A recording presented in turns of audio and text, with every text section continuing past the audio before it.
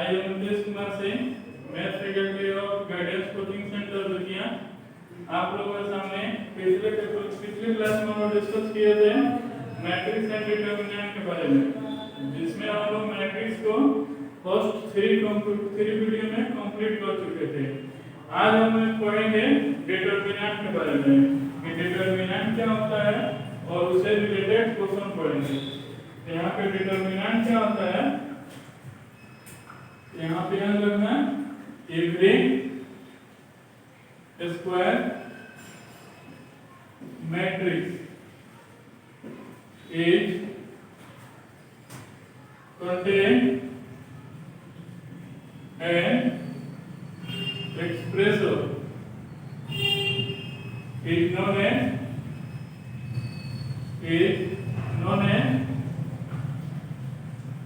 determinant।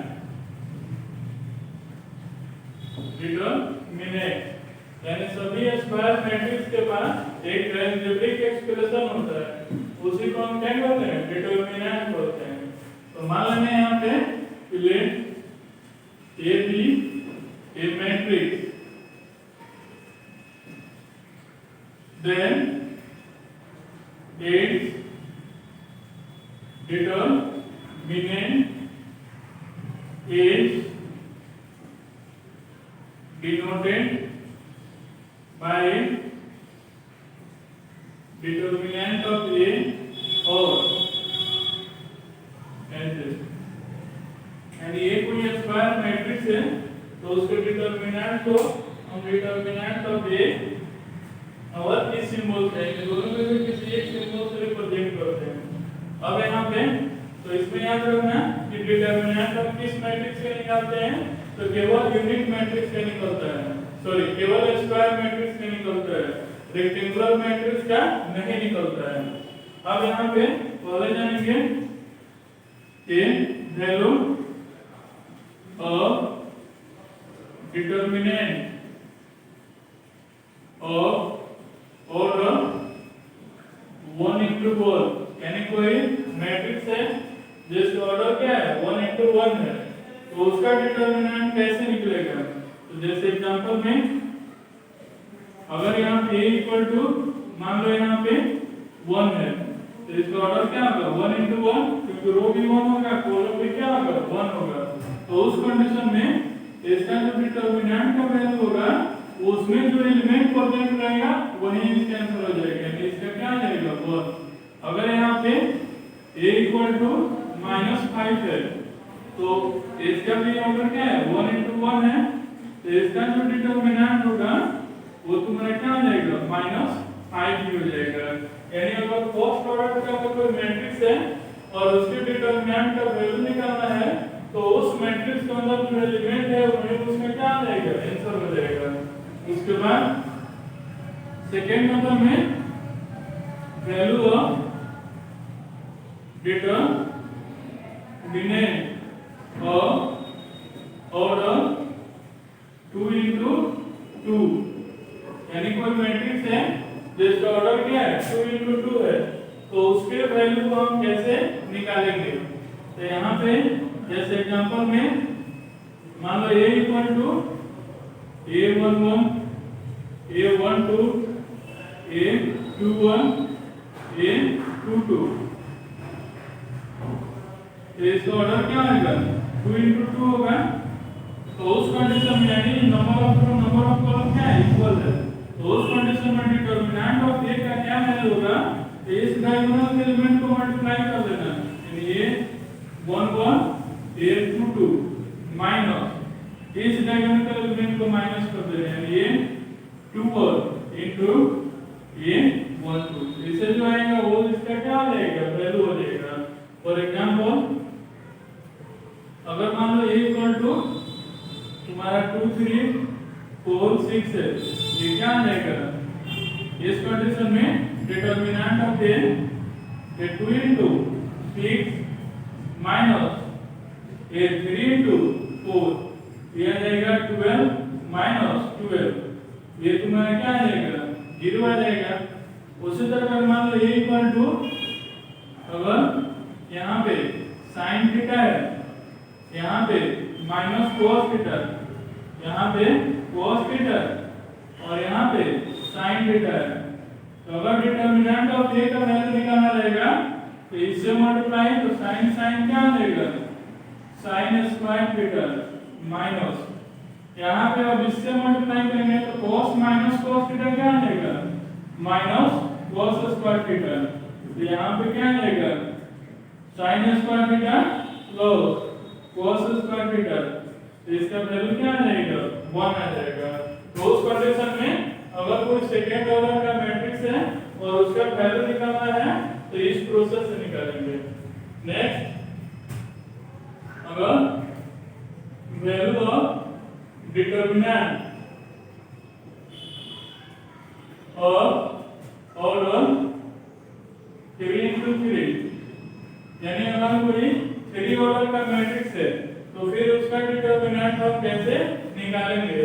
तो उसके लिए मान लेना कि a equal to a11 a12 a13 a21 a22 a23, उसके बाद क्या है a31 a32 a33, तो ये है। और उस कंडीशन में हमको क्या निकालना है, डिटर्मिनेंट ऑफ a का वैल्यू निकालना है। तो इसको क्या करेंगे कि किसी एक रो या कॉलम के अलोंग इसको एक्सपेंड करेंगे। तो कैसे एक्सपेंड करते हैं, तो मान लो अगर हम इस रो यानी फर्स्ट रो से एक्सपेंड कर रहे हैं तो क्या होगा, a11 और यहाँ पे ब्रैकेट लग देना। तो यहाँ पे देखो जिस एलिमेंट को हम एक्सपेंड करेंगे उसके रो को और कॉलम को ढक देना। तो क्या बचेगा, इसके रो और कॉलम को हटा दीजिए, यही बचेगा 4 एलिमेंट, यानी a22 a23 a32 और a33, ये आ जाएगा। उसी तरह यहाँ पे अब इसको a12, तो इसमें क्या करेंगे, अब इसके रो को और कॉलम को ढक देना। तो क्या बचेगा a21 a23, उसके बाद a31 a33, ये आ जाएगा। उसके बाद अब यहाँ पे a11 हो गया, a12 हो गया, अब क्या करेंगे a13। तो इस कंडीशन में क्या करेंगे, इसके रो को और कॉलम को ढक लेंगे। तो क्या आएगा a21 a31 a22 और a32, ये आ गया। अब इसमें हम साइन कन्वेंशन का यूज करते हैं। तो साइन कन्वेंशन क्या करता है कि थर्ड ऑर्डर मैट्रिक्स में first positive, second negative, third positive, फिर fourth negative, positive negative positive negative positive, यानी थर्ड ऑर्डर मैट्रिक्स में अगर यहां से हम स्टार्ट करते हैं तो फर्स्ट वाला पॉजिटिव होता है, उसके बाद अल्टरनेट होता है पॉजिटिव नेगेटिव होता है। तो इस कंडीशन में a11 पॉजिटिव है तो इसको ऐसे ही रख देंगे, a12 क्या है, नेगेटिव है, तो इसके पहले क्या करेंगे, नेगेटिव साइन यूज कर देंगे। a13 क्या है, पॉजिटिव है, तो इसको पॉजिटिव साइन।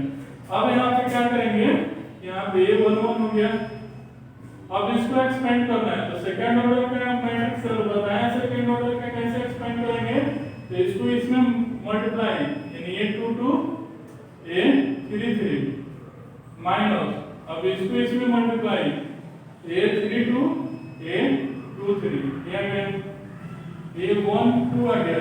अब क्या करेंगे, इसको इसमें मल्टीप्लाई a21 a33 माइनस, इसको इसमें मल्टीप्लाई a31 a23, ये आ गया। अब यहाँ पे आएंगे a13, तो इसको इसमें multiply a21 a32 minus a31 a22। अब इससे जो वैल्यू आएगा उसी को हम क्या कहेंगे, उसी वही तो मैंने कहा जाएगा, इस मैट्रिक्स का वैल्यू हो जाएगा। फॉर एग्जांपल अगर यहाँ पे इक्वल टू मान लो 1 2 3 है, ये -4 5 6 है और ये 7 8 9 है, और हमको क्या करना है, डिटर्मिनेंट ऑफ a का वैल्यू निकालना है, ठीक है। तो उस कंडीशन में कैसे निकालेंगे, तो यहाँ पे देखो मान लो इस रो से हम एक्सपेंड कर रहे हैं तो 1 है तो 1 और देखो इसके रो को कॉलम को ढक देना तो क्या आएगा 5 6 8 9 ठीक है। अब यहाँ पे 2 है तो -2 लेंगे क्योंकि सेकंड वाला नेगेटिव होता है तो -2 अब इसके रो को कॉलम को ढक देना तो क्या होगा -4 7 6 9 तो -4 7 6 और 9। अब यहाँ पे क्या है 3 है तो उसको पॉजिटिव लेंगे तो इसके रो को कॉलम को ढक देना तो -4 5 7 8 -4 5 7 8 ठीक है। अब इसको कैसे सॉल्व करेंगे तो 1 ये क्या आएगा 9 5 जा 45 8 6 जा 48 -2 ये क्या आएगा -36 -42 ये क्या आएगा 3 ये -22 -35 आ जाएगा। अब इसको सॉल्व करेंगे तो ये क्या आ जाएगा -3 ये -2 into 8 आ जाएगा और ये 7 आ जाएगा। इन दोनों को ऐड करेंगे तो ये माइनस में आएगा। दूसरी तरफ +3 यहाँ पे इसको ऐड करेंगे तो 7 और यहाँ पे 6 माइनस में आएगा। तो उस कंडीशन में क्या आ जाएगा -3 ये माइनस माइनस प्लस 2 8 का 16 का 6 2 7 का 14 1 156 ये प्लस माइनस माइनस तो 3 7 का 21 का 1 3 6 का 18 और 2 क्या आ जाएगा 20। अब इसको सॉल्व कर लेना जो आएगा वो तुम्हारा क्या आ जाएगा आंसर हो जाएगा। सेकंड इसका मेथड होता है सेकंड मेथड वो होता है शेरस डायग्राम यानी मैट्रिक्स निकालने का दो मेथड होता है एक तो ये मेथड हो गया और एक तुम्हारा शेरस डायग्राम के द्वारा भी निकलता है। शेरस डायग्राम क्या कहता है इसको ऐसे लिखेंगे क्योंकि इसको ऐसे लिख लेना ये 1 1 उसके बाद ये 1 2 ये 1 3 उसके बाद ये 2 1 ये 2 2 ये 2 3 उसके बाद ये 3 1 ये 3 2 ये 3 3 और उसके बाद ये जो फर्स्ट 2 कॉलम है उसको रिपीट किया जाता है यानी ये 1 1 ये 2 1 ये 3 1 उसके बाद ये 1 2 ये 2 2 और ये 3 2 ये गया। अब इसको कैसे एक्सपेंड करेंगे तो देखो इस डायगोनल ये फिर इस डायगोनल ये फिर इस डायगोनल ये तो इसको क्या कर लेना इसका वैल्यू कैसे आएगा तो क्या करेंगे ये 1 1 ये 2 2 ये 3 3 प्लस फिर यहाँ पे इसको ये 1 2 ये 2 3 ये 3 1 ये फिर इसको तो क्या आ जाएगा ये 1 3 ये 2 1 ये 3 2 ये आ गया और उसके बाद माइनस कौन सा करेंगे तो यहाँ से देखो ये वाला फिर तुम्हारा ये वाला आएगा और फिर तुम्हारा ये वाला आएगा यानी माइनस तुम्हारा क्या आ जाएगा ये 3 1 ये 2 2 यानी ये 3 1 ये 2 2 ये 1 3 प्लस और फिर ये 3 2 उसके बाद ये 2 3 ये 1 1 फिर प्लस यहाँ पे ये 3 3 ये 2 1 और यहाँ पे ये 1 2 तो यहाँ पे क्या करेंगे इसको ऐड कर देंगे फिर इसको ऐड कर देंगे और इसमें से इसको क्या कर देंगे माइनस कर देंगे। तो उस कंडीशन में हमारा 3 ऑर्डर का अगर कोई मैट्रिक्स है तो तुम्हारा क्या आ जाएगा उसका वैल्यू निकल जाएगा। अब आगे है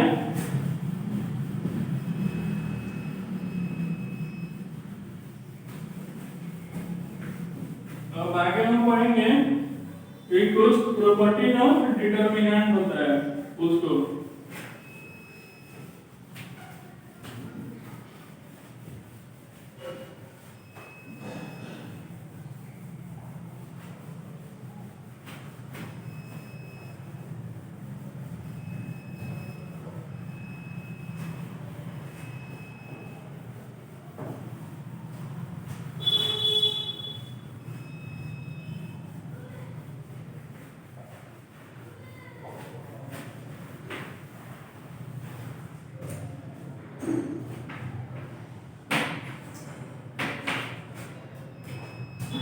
अब यहाँ पे on the basis of determinant, जो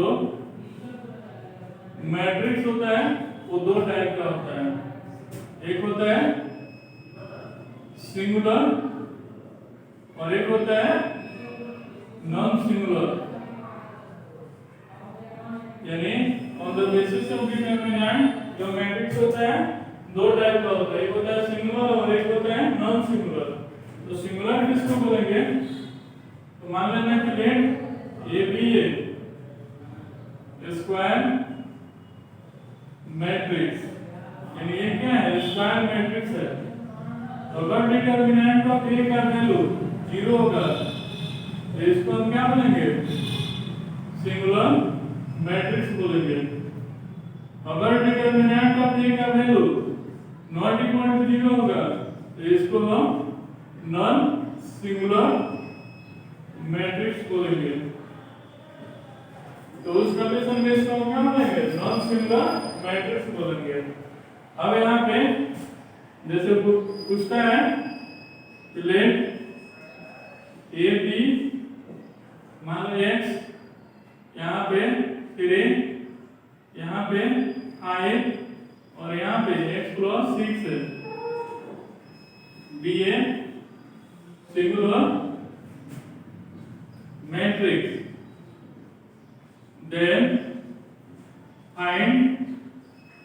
then find x।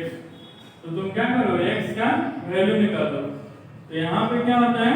For singular matrix, यानी सिंगुलर मैट्रिक्स के लिए क्या होता है कि जो डिटरमिनेंट ऑफ ए होता है वो तुम्हारा क्या होता है? 0 होता है। तो इसको कैसे निकालेंगे? इसको मल्टीप्लाई कर लेना, यानी x + 6 इक्वल 5। तो ये आ जाएगा x + x + 6 माइनस 5 × 3 इक्वल क्या आ जाएगा? 0। ये आ जाएगा x² + 6x - 15 = 0। अब इसको क्या कर लेना? फैक्टराइज कर लेना, तो उससे तुम्हारा क्या आ जाएगा? x का वैल्यू निकल जाएगा। उसके बाद आता है हमारा प्रॉपर्टी ऑफ डिटरमिनेंट, यानी प्रॉपर्टी ऑफ डिटरमिनेंट। तो प्रॉपर्टी ऑफ डिटरमिनेंट में क्या होता है? पहला property if all row and column of a matrix and interchange together, then the value of determinant remain same। यानी इसका मीनिंग क्या होगा कि अगर कोई मैट्रिक्स है तो उसके सारे रो को कॉलम बना दो और सारे कॉलम को रो बना दो, तो उस कंडीशन में दोनों मैट्रिक्स का डिटरमिनेंट क्या हो जाएगा? सेम होता है। यानी इसका मीनिंग क्या हुआ कि जैसे a = मान लो 1 2 3 4 है। अब यहाँ पे जब सारे रो को कॉलम और सारे कॉलम को रो बनाते हैं तो उसको क्या कहते हैं? Transpose matrix. ए डैश या ए बी से रिप्रेजेंट होते हैं। ये क्या होगा? इसका फर्स्ट रो फर्स्ट कॉलम में, तो फर्स्ट रो में क्या 1 2 है, यहाँ पे 1 2 आ जाएगा। सेकेंड रो सेकेंड कॉलम में तो 3 4 है, ये तुम्हारा 3 4 आ जाएगा। अब उस कंडीशन में अगर इसका डिटरमिनेंट निकालते हो तो क्या आ जाएगा 4 -6 तो क्या आ जाएगा -2। अगर इसका डिटरमिनेंट निकालते हो A ट्रांसपोज का तो 4 -6 तो -2 है। तो इससे क्या पता चला कि डिटरमिनेंट ऑफ A इक्वल होता है डिटरमिनेंट ऑफ A ट्रांसपोज। यानी अगर कोई मैट्रिक्स है और उसका ट्रांसपोज यानी मैट्रिक्स का डिटरमिनेंट और उसका ट्रांसपोज का डिटरमिनेंट दोनों का वैल्यू क्या होता है सेम होता है। सेकेंड नंबर में आता है A यानी 2 रो और column of a matrix are change then the value remain constant but sign is change। यानी अगर कोई मैट्रिक्स है जिसका कोई दो रो या दो कॉलम आपस में इंटरचेंज कर रहे हैं तो उस कंडीशन में उसका डिटरमिनेंट का वैल्यू तो सेम रहता है, लेकिन उसका साइन जो होगा यानी पहले वाला पॉजिटिव होगा तो सेकंड वाला नेगेटिव होगा, पहले वाला नेगेटिव होगा तो सेकंड वाला पॉजिटिव होगा। फॉर एग्जांपल अगर a इक्वल टू मान लो 1 2 3 है, ये 4 5 6 है, ये 7 8 9 है। ये तुम्हारा क्या है r1 है, a r2 है, a r3 है, ये तुम्हारा c1 है, ये C2 है और ये तुम्हारा C3 है। अब उस कंडीशन में हम क्या कर रहे हैं कि R1 और R2 को आपस में इंटरचेंज कर रहे हैं, यानी R1 को R2 की जगह पे R2 को R1 की जगह पे। तब यहाँ पे क्या आ जाएगा ये 4 5 6 ये 1 2 3 और 7 8 9 या C1 को C2 यानी यहाँ पे क्या करें C2 को C1 के पास, C1 को C2 के पास। तो उस कंडीशन में क्या आ जाएगा 2 5 8 1 4 7 और 3 6 9। तो इस कंडीशन में याद रखना इसका डिटरमिनेंट का वैल्यू इक्वल होगा इन दोनों के डिटरमिनेंट निकालोगे, इन दोनों का डिटरमिनेंट निकालोगे उसके नेगेटिव की, यानी इसका वैल्यू अगर 5 आ जाता है तो इसका वैल्यू -5 आएगा, इसका अगर 15 आएगा तो इसका वैल्यू क्या होगा -15 आएगा। तुम निकाल के सॉल्व करके इसको देख लेना। थर्ड नंबर का होता है प्रॉपर्टी।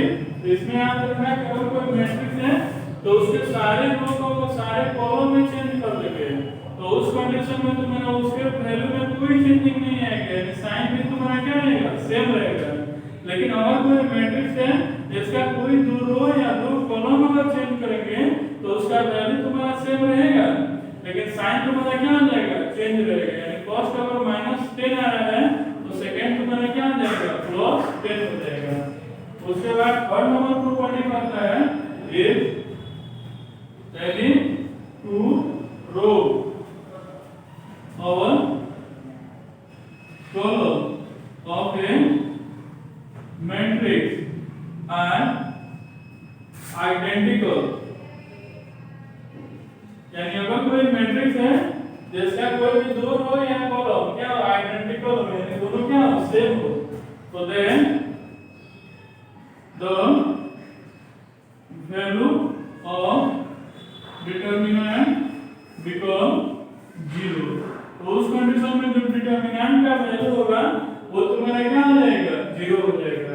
फॉर एग्जांपल अगर यहाँ पे इक्वल टू मान लो 1 2 3 है, ये 8 9 7 है, यहाँ पे 1 2 3 है। उसी तरह अगर a equal to a b c है, a square b square c square है और यहाँ पे a b c है तो उस कंडीशन में a आएगा। इस कंडीशन में देखो ये वाला क्या है सेम है, अब ये वाला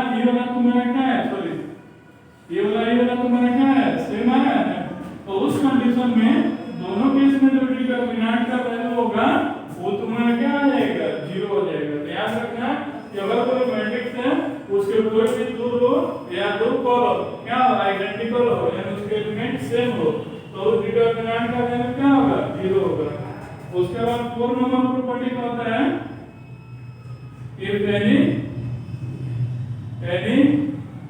row or column of matrix contain each element 0, then value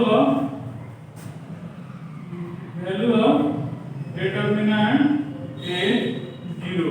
यानी ये क्या कहता है कि अगर कोई मैट्रिक्स है जिसको 0 0 0 है और यहाँ पे 8 5 6 है, ये 7 8 9 है, या ये A B C है, ये 0 0 0 है और यहाँ पे A square B square C square है। यानी इसका मतलब क्या हुआ, यहाँ पे फर्स्ट रो तुम्हारा 0 हो रहा है सभी एलिमेंट, यहाँ पे सेकेंड रो का सभी एलिमेंट क्या हो रहा है 0 हो रहा है। उस कंडीशन में जो डिटरमिनेंट ऑफ A का वैल्यू होगा वो तुम्हारा क्या आ जाएगा 0 हो जाएगा। ठीक है, उसके बाद जो तुम्हारा प्रॉपर्टी है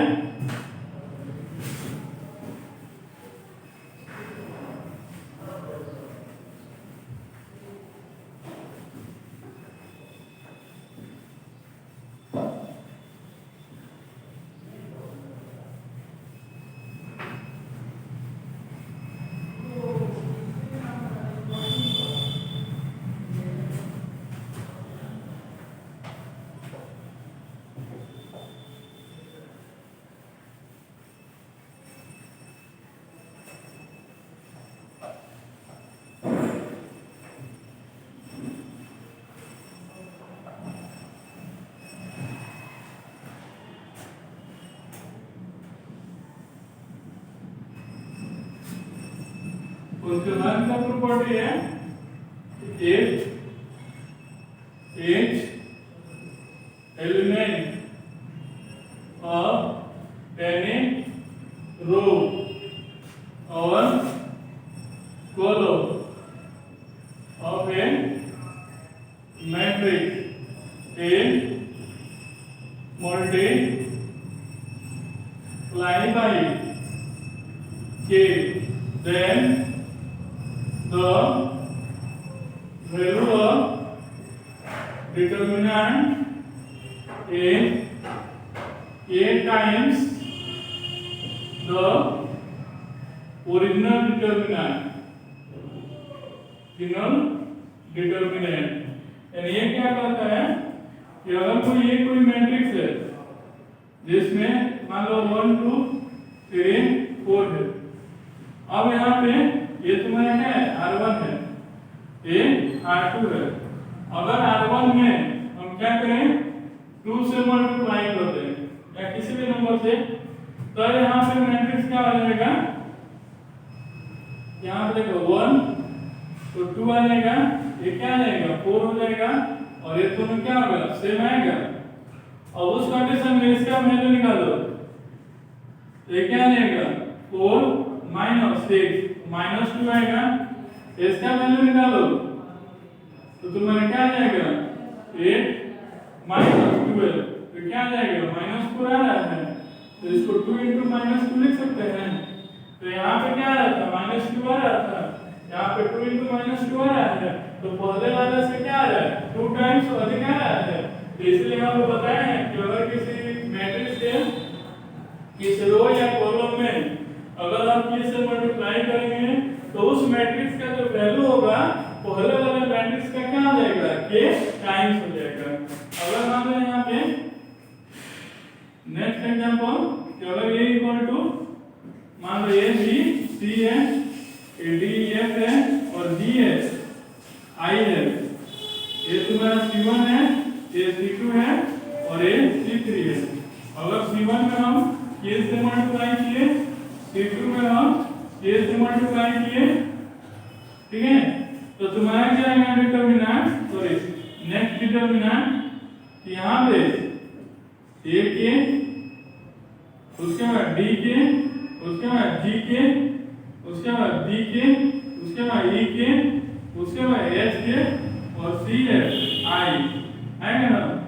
तो उस कंडीशन में इस डिटरमिनेंट का जो वैल्यू होगा वो इक्वल होगा कि एक बार के से मल्टीप्लाई किए फिर दूसरा बार के से मल्टीप्लाई किए तो k into k और वैल्यू ऑफ दिस डिटरमिनेंट, यानी इस डिटरमिनेंट में क्या आ जाएगा वो, यानी अगर दो रो में मल्टीप्लाई करेंगे k से तो k into k स्क्वायर यानी k स्क्वायर टाइम्स अधिक होगा, और 3 में करेंगे तो k क्यूब टाइम्स हो जाएगा। ठीक है, उसके बाद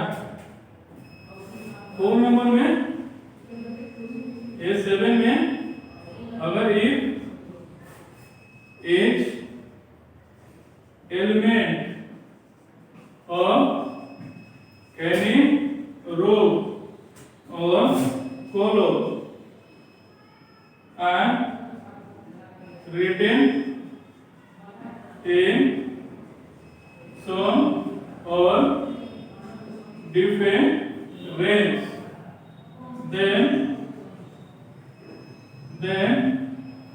the value of determinant is equal to 2 or more determinant, यानी इसका मीनिंग क्या हुआ कि अगर a का वैल्यू मान लो a1 2 3 4 5 6 7 8 9 है और यहाँ +4 +5 +8, इसका मीनिंग क्या हुआ कि अगर कोई मैट्रिक्स है जिसका कोई भी रो या कॉलम अगर एडिशन या सब्ट्रैक्शन में लिखा रहेगा, जैसे इसका थर्ड कॉलम क्या है एडिशन में लिखा हुआ है, तो इसका डिटरमिनेंट किसके इक्वल हो सकता है, तो यहाँ पे a1 2 3 4 5 6 7 8 9 प्लस फिर यहाँ पे 1 2 4 5 7 8 और लास्ट वाला यानी 4 5 8, यानी इसका वैल्यू निकालना करना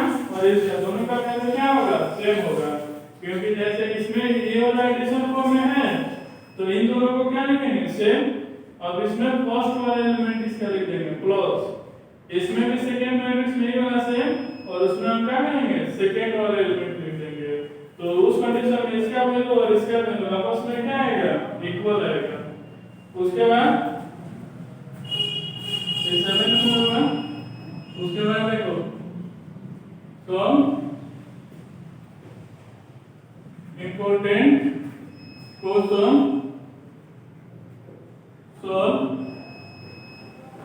on the basis of property of determinant, property of determinant, यानी प्रॉपर्टी ऑफ डिटरमिनेंट के आधार पे कुछ इंपॉर्टेंट क्वेश्चन है उसको हम सॉल्व कर रहे हैं। तो जैसे यहाँ पे मान लेना कि जैसे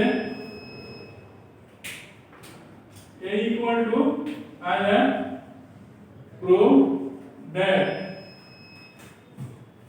1 1 1 a b c a square b square c square equal a minus b b minus c और c minus d, इसको क्या करना है प्रूव करना है।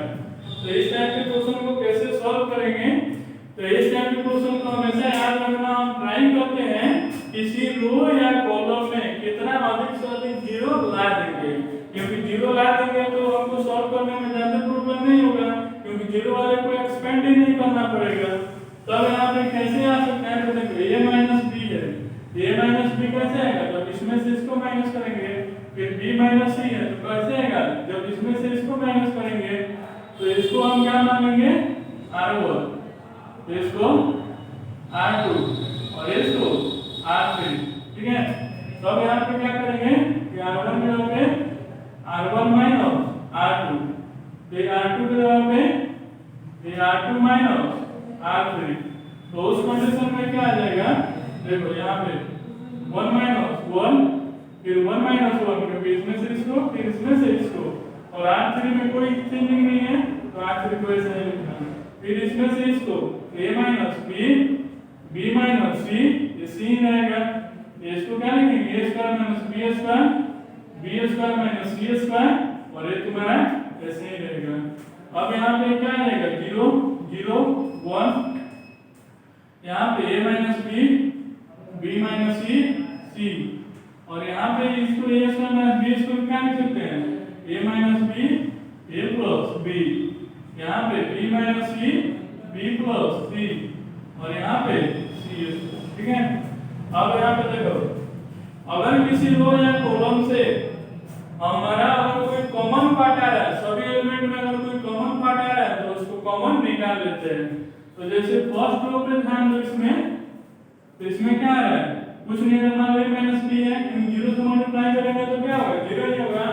यहाँ b माइनस बी है, यहाँ b माइनस बी है, तो a माइनस बी बाहर आ जाएगा, कहाँ से आया तो r1 से। तो इसमें देखेंगे तो b माइनस सी कॉमन आ जाएगा, कहाँ से आ गया तो r2 से। ये लिखना नहीं, केवल समझाने के लिए बता रहे हैं, ये और r1 और r2 केवल a minus b by b minus c लिख देना। अब यहाँ पे क्या होगा 0 0 1, तो b माइनस b लिखोगे तो यहाँ पे 1 1 c, यहाँ पे क्या लिखेंगे a plus b b plus c और यहाँ पे c स्क्वायर। अब देखो अगर किसी रो या कॉलम में 3 एलिमेंट है और 2 0 है तो केवल तीसरे का एक्सपेंड करेंगे तो पूरे मैट्रिक्स का वैल्यू आएगा। यानी इसका मीनिंग क्या होगा कि अगर किसी मैट्रिक्स में मान 0 0 0 है, 0 0 1 है, ये 32 47 ये 9 है, ये 50 45 और 98 है और इसका वैल्यू निकालना है। तो इस पे ध्यान देना कि फर्स्ट रो में क्या है 2 0 1 नॉन जीरो है, तो केवल नॉन जीरो का एक्सपेंड कर देंगे तो उसका वैल्यू आ जाएगा, क्योंकि जीरो को अगर इसका एक्सपेंड करेंगे तो इसके रो को कॉलम को ड्रॉ करेंगे तो क्या आएगा 47 9 45 और 98, फिर इसका अगर एक्सपेंड तो -0, तो इसके रो को कॉलम को ढक लेंगे तो क्या आएगा 22 9 50 98, फिर अब इसको 8 को यहाँ पे क्या आएगा इसके रो कॉलम को 22 47 50 और 45, तो ये 0 से मल्टीप्लाई करेंगे तो ये पूरा 0 फिर ये पूरा 0, तो वैल्यू क्या आएगा केवल ये ना आएगा। तो अगर किसी मैट्रिक्स में अगर 3 एलिमेंट है 2 0 है और 1 नॉन जीरो है तो केवल नॉन जीरो का एक्सपेंड कर देंगे तो पूरे का वैल्यू निकल जाएगा।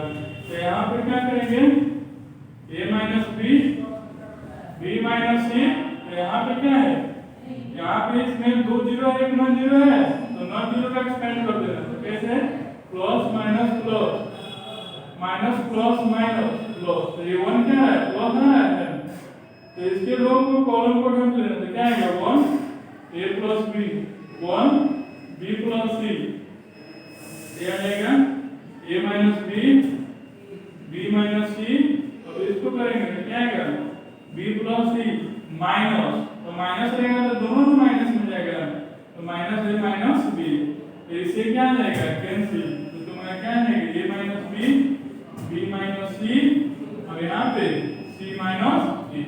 ये तुमको क्या करना है प्रूव करना है। उसी तरह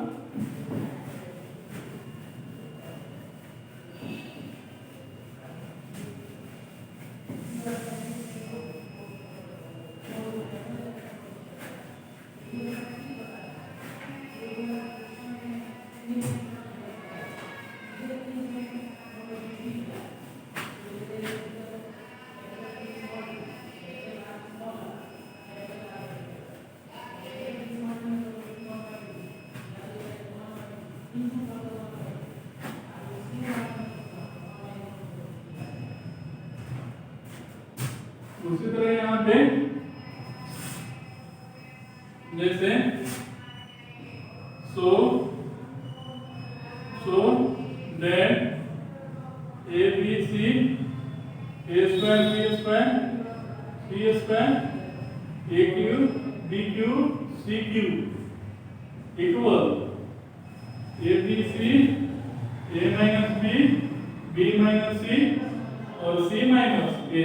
इसको क्या करना है प्रूफ करना है। तो फिर इसको कैसे प्रूफ करेंगे, तो यहाँ पे देखो सॉल्यूशन में फर्स्ट प्रूफ पे ध्यान दो तो e कॉमन आ जाएगा, सेकंड पे b कॉमन आ जाएगा, थर्ड पे c कॉमन आ जाएगा, तो a b c कॉमन हो गया, यहाँ पे 1 1 वन वन आ जाएगा, यहाँ पे ए बी सी आ जाएगा, यहाँ पे ए स्क्वायर बी स्क्वायर सी स्क्वायर आ जाएगा। तो यहाँ पे ए बी सी हो जाएगा। और पिछले क्वेश्चन में देखे हैं कि इसका वैल्यू क्या आता है, ए माइनस बी, बी माइनस सी, और यहाँ पे सी माइनस ए। ये तुम्हारा क्या आ जाएगा, प्रूफ हो जाएगा। उसके बाद तुम्हारा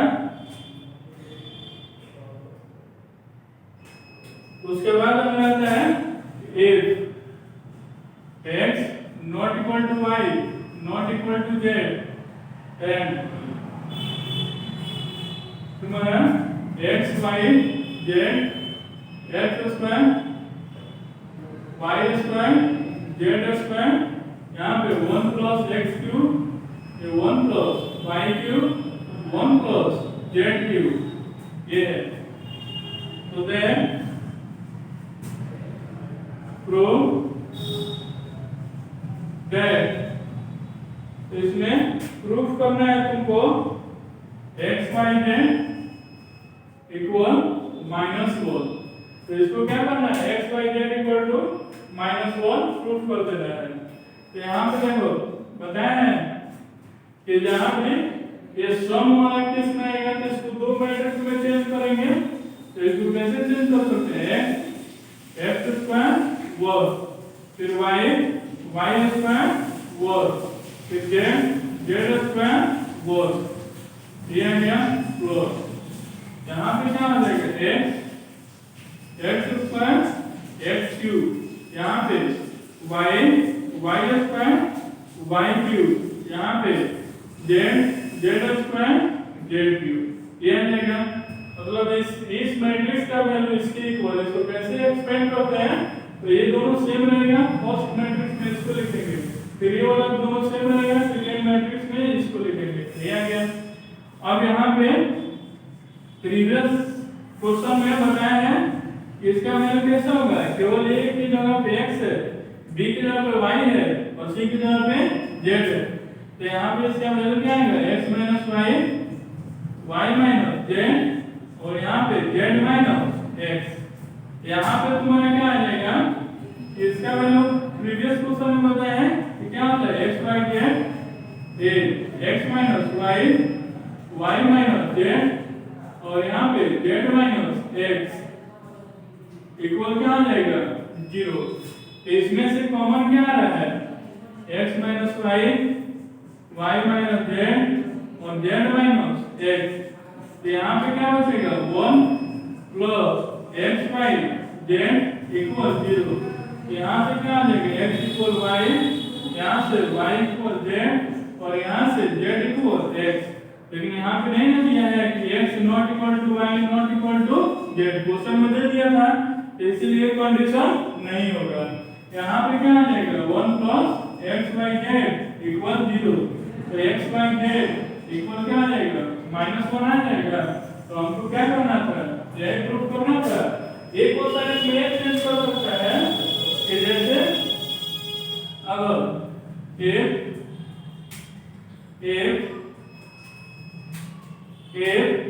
x y z not equal -1, then prove that